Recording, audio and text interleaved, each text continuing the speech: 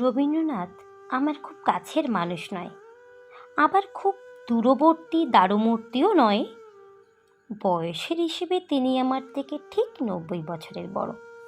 কিন্তু যদি আমাকে একটি দ্বীপে নির্বাসন দেওয়া হয় শুধুমাত্র 10টি বই বেছে নেওয়ার অধিকার দিয়ে, আমি অন্তত 4-5টি বই নেব রবীন্দ্রনাথের। গল্পগুচ্ছ 3 সঙ্গীত নেবই, সঙ্গে থাকবে শেষের কবিতা, গীতবিতান আর 1টি বা 2টি কবিতার বই। যদি 11 বা 12তম বইটি তুলে নিতে বলা হয় শেষ মুহূর্তে, তাহলে অবশ্যই নেব বিসর্জন বা ডাকঘর, শ্যামা বা রাজা, রবি জীবনী বা অকল্প রবীন্দ্রনাথ। ভয় হয় রবীন্দ্র রচনাবলী শেষে আমাদের সেই ধর্মগ্রন্থে পরিণত না হয় যার কাছ থেকে বারবার অজ্ঞাত ভয়ে পালিয়ে গিয়েও ফিরে আসতে হয় অজ্ঞাত এক আকর্ষণে। 5ই মার্চ 1988, তখন বসন্ত উৎসবের হাওয়া লেগেছিল পূর্বপল্লীর রুদ্রপলাশে।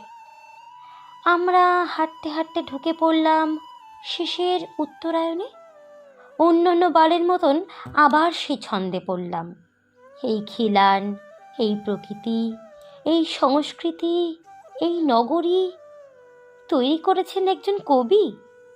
কবি তো নির্জনচারী অথবা উত্তাল মাতাল, হাঁটু গেড়ে বসা প্রেমিক অথবা দর্বিত সম্রাট, প্রকৃতিমুগ্ধ অথবা নগর বিদ্বেষী।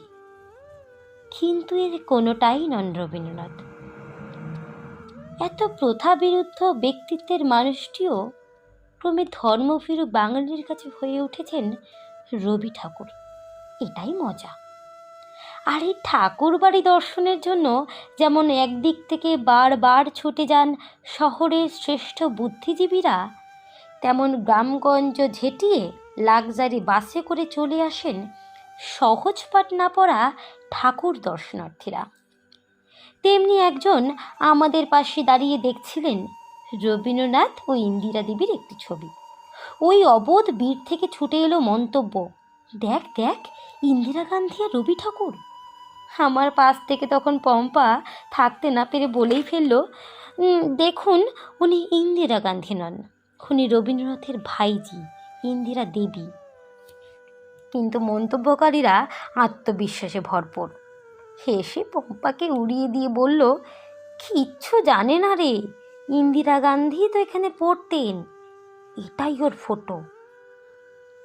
রবীন্দ্রনাথ এতটাই যখন জনসাধারণের, তখন বলতেই পারি বাঙালির বেসিক নিড 5টি নয় 6টি: খাদ্য, বস্ত্র, বাসস্থান, প্রাথমিক শিক্ষা ও চিকিৎসা এবং রবীন্দ্রনাথ। তারপর ঠাকুর পুজোকে কীভাবে করবে তা তারাই ঠিক করে নেবে। চায়ের দোকানের কেষ্ট সাই বাবার নেতাজির ফটোর মাঝখানে টাঙানো রবীন্দ্রনাথের ফটোই ধূপ জ্বালিয়ে সন্ধে দেয়। আর রবীন্দ্র গবেষিকা নীল আঁচল উড়িয়ে রতনখুঁটি থেকে চলে যায় রবীন্দ্র ভবনের দিকে। মনে করা মুশকিল আমি কবে প্রথম রবীন্দ্রনাথের কোন গানটি শুনেছিলাম। তবে আমাদের বাড়িতে একটি পাগলা ভিক্ষুক আসত, সে গাইতো ওই মালতী লতা দোলে। সে প্রত্যেকটি শব্দের সাথে ম শব্দটি যোগ করে দিত, অর্থাৎ সে গাইতো ওই মালতী লতাম দোলেম। কিন্তু তার কণ্ঠটি ছিল বড় মায়াময়, কোনো দিন ভুলব না। আমি কখনো গান শিখিনি, মা বলতেন গলায় সুর নেই। আমার আশপাশ দিয়ে সমবয়সীরা গানের খাতা নিয়ে চলে যেত বিকেলের ক্লাসে। ওই রাজ্যটি ছিল আমার চেতনার বাইরে। কিন্তু জন্মাবধি কতবার কত ভাবে যে রবীন্দ্র গান গাইতে শুনেছি মানুষকে। যখন ট্রেনে করে ইউনিভার্সিটি যেতাম, এক কুষ্ঠরোগী গাইতো, দিনগুলি মোর সোনার খাঁচায় রইল না। বলা বাহুল্য, সে না জেনেই গাইতো। মাত্র 26 বছর বয়সে বিধবা হওয়া আমার একটি পরিচিত মেয়ের গলায় শুনেছিলাম, আমার দিন ফুরালো ব্যাকুল বাদল সাজে।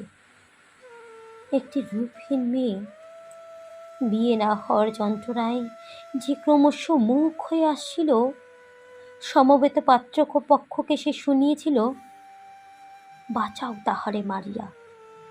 এমনিতেই যে গান অসংখ্যবার শুনেছি, এক বিশেষ পুরুষের গলায় সেই গানটি শুনে আমূল কেঁপে উঠেছিলাম।